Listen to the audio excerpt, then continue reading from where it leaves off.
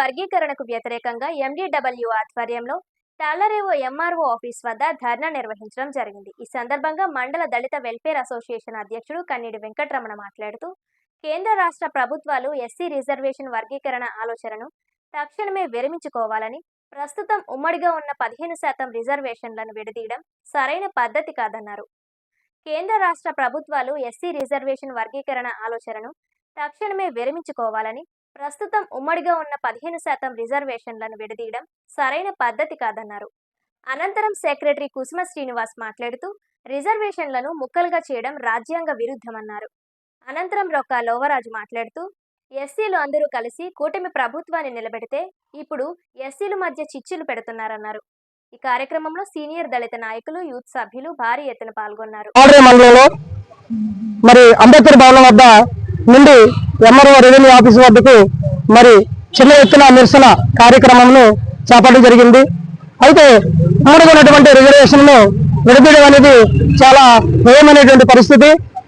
అప్పటి అంటే బాబాసాహెబ్ అంబేద్కర్ వారు అప్పటి జనాభాను ప్రాతిపదిక తీసుకుని ఈ 15% రిజర్వేషన్ను పెట్టడం జరిగింది. అప్పటి నుండి ఇప్పటి వరకు కూడా మరి ఎటువంటి రిజర్వేషన్ పెంచడం కానీ చేయడం కానీ చేయలేదు.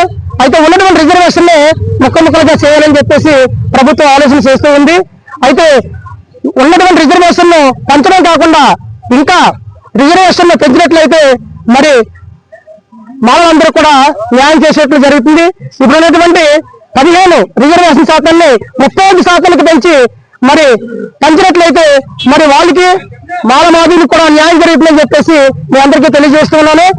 అయితే మరి ఈ రోజున 17 పంచాయతీల నుండి తరలి వచ్చినటువంటి మా దళిత సోదరులందరికీ కూడా జేబీలు కలిపి మా దళితుల మీద మరి లేనిపోని నిబంధనలు పెట్టి కలిసి ఉన్నటువంటి 15% రిజర్వేషన్ 2 ముక్కలుగా చేసి మాకు ఇవ్వడానికి సిద్ధంగా మరి వాళ్ళు కుట్ర పడుతున్నారు. వీళ్ళకి చేతనవుతే మరి 15 కన్నా రిజర్వేషన్ పెంచి వాళ్ళకి 10% మాకు 10% ఇస్తే మేము సంతోషిస్తాం. అంతేగాని ఉన్న రిజర్వేషన్ ముక్కలుగా బదలగొట్టి మాకు ఇక్కడ ఇవ్వడం చాలా బాధాకర విషయం. మేము ఖండిస్తున్నాం.